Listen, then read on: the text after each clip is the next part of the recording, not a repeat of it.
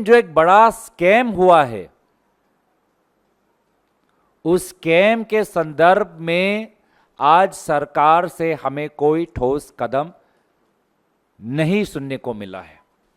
जिस एजेंसी के नेतृत्व में यह पूरा स्कैंडल हुआ, उसी को जांच करने की जिम्मेवारी दे दी। कोचिंग सेंटर्स, एग्जाम सेंटर्स का जो एक नेक्सस है, जो इसने पूरे आज हमारे मध्यम वर्ग, गरीब वर्ग के परिवारों का घर अस्थिर कर दिया है। आप पैसे दो, पेपर लो, पैसे दो, प्रश्न जानो। 10 लाख, 20 लाख, 30 लाख, 40 लाख, तो सुप्रीम कोर्ट मॉनिटर्ड एक इन्वेस्टिगेशन हो। हताशा है सारे तरफ, बेबसी है सारे तरफ,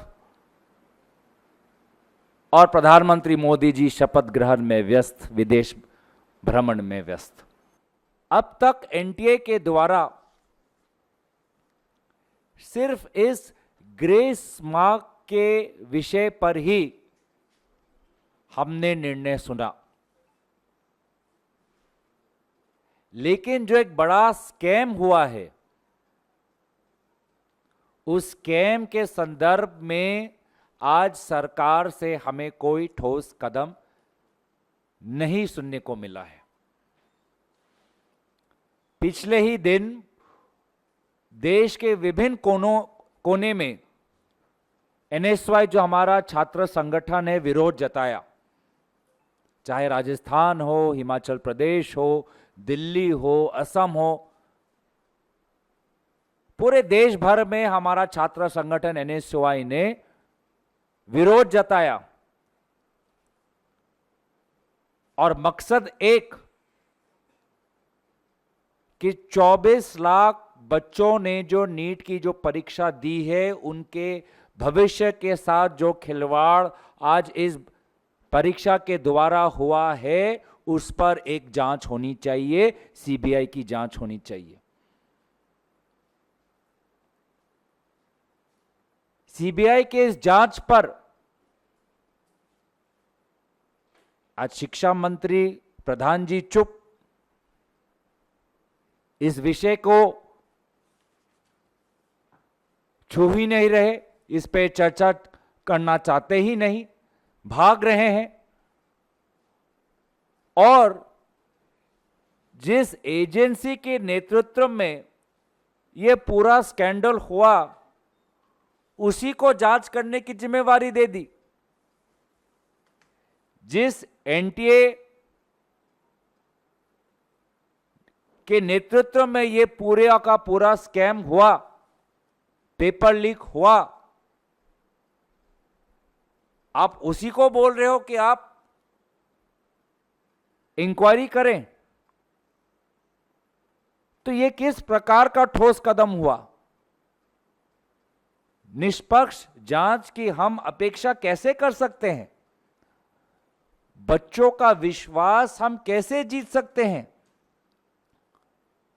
ये बच्चे आज 1 साल, 2 साल, 3 साल अपने युवा वर्ग के वो कीमती समय, दिन रात, महीने पर महीने, सिर्फ एक परीक्षा में अच्छे परिणाम लाने के लिए अपनी जो जिंदगी है, जो उनके, उसके लिए कितना बलिदान करते हैं, आज उसका कोई महत्व नहीं केंद्र सरकार के लिए। एग्जाम सेंटर्स का जो एक नेक्सस बन चुका है, कोचिंग सेंटर्स, एग्जाम सेंटर्स का जो एक नेक्सस है, जो इसने पूरे आज हमारे मध्यम वर्ग, गरीब वर्ग के परिवारों का घर अस्थिर कर दिया है। पैसे मांगकर कि आप पैसे दो, पेपर लो, पैसे दो, प्रश्न जानो। 10 लाख, 20 लाख, 30 लाख, 40 लाख, इस प्रकार का जो ये नेक्सस है, क्या एनटीए इसकी जांच कर पाएगा? अगर एग्जाम सेंटर्स को, कोचिंग सेंटर्स को कहीं से किसी सुराग से अगर क्वेश्चन पेपर मिला है तो इसमें जरूर कोई एनटीए का अधिकारी या अधिकारी इसमें शामिल है। तो कहां से एनटीए निष्पक्ष जांच कर सकता है जब उन्हीं के अफसर या उनके कोई ऑफिशियल्स इसमें शामिल हुए हैं। मैं तो धन्यवाद करता हूं राहुल गांधी जी का कि निर्वाचन के परिणाम के बाद जो सबसे पहला सार्वजनिक मुद्दा उन्होंने उठाया वो ये 24 लाख भारतीय युवा वर्ग के भविष्यों पर जो एक दाग लग चुका है, ये मुद्दा उन्होंने पहले उठाया। प्रधानमंत्री कहां है? प्रधानमंत्री शपथ ग्रहण में व्यस्त, प्रधानमंत्री विदेश दौरे में व्यस्त। वो तो एग्जाम पर तो काफी चर्चा करते थे। लोकसभा चुनाव से पहले वो तो परीक्षा को लेकर बहुत मार्गदर्शन देते थे बच्चों को। आज जो परीक्षा को लेके, नीट की जो परीक्षा को लेके जो सबसे बड़ा स्कैम हुआ है, आज परीक्षा पे चर्चा क्यों नहीं कर रहे प्रधानमंत्री मोदी जी? विदेश जाने का ऐसा क्या उनको इतना लगाव है? तो कांग्रेस पार्टी दोबारा ये मांग जताती है कि यहां पे एक इंक्वायरी हो, और अगर केंद्र सरकार सीबीआई इंक्वायरी नहीं चाहती, क्योंकि इनसे तो हमने 10 साल कितने सीबीआई इंक्वायरी मांगे, कभी भी इन्होंने हमारी बात सुनी नहीं, तो सुप्रीम कोर्ट मॉनिटर्ड एक इन्वेस्टिगेशन हो।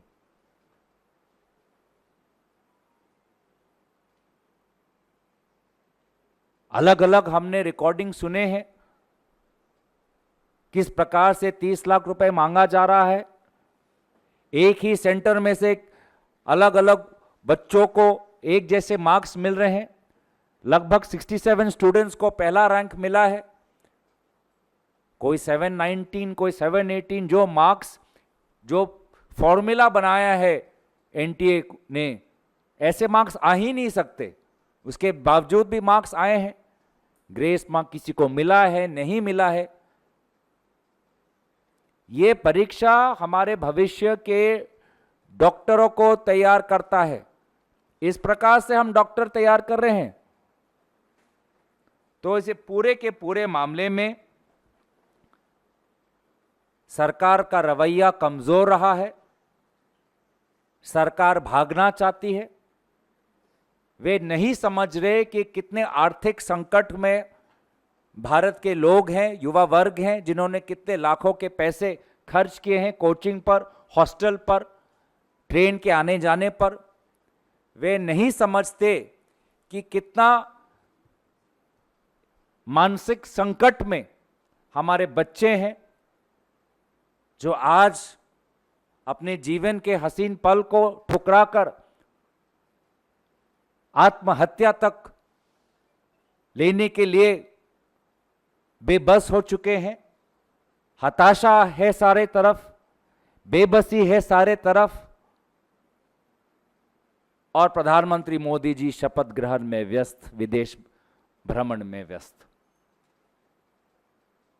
तो इसलिए हमें लगा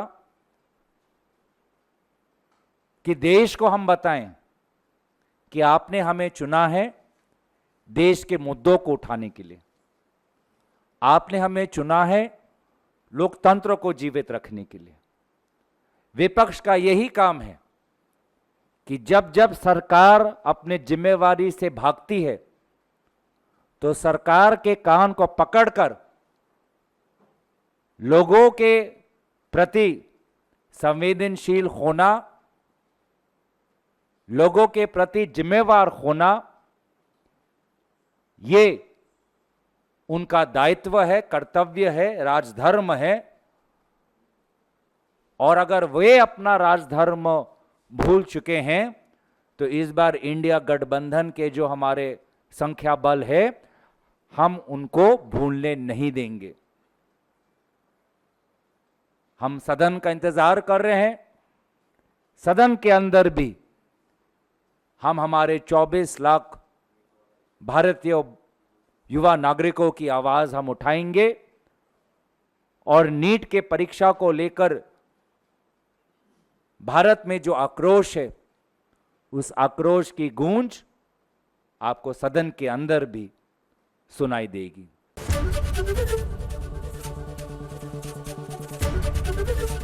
एबीपी गंगा, खबर आपकी, जुबान आपकी।